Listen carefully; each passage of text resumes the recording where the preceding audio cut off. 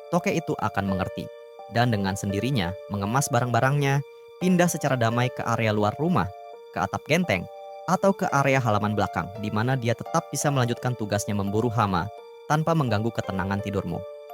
Tokek mungkin bersuara berisik, berwajah menyeramkan bak monster purba, dan dikelilingi oleh ribuan mitos horor tentang hantu dan petir yang menyesatkan. Tapi, tanpa kehadiran mereka yang merayap diam-diam di atas plafon dan di balik tembok rumahmu, kamar tidur, kita bisa berubah menjadi sarang kelabang berbisa dan kecoak terbang yang jauh lebih menjijikan dan berbahaya. Sekarang, coba absen di kolom komentar.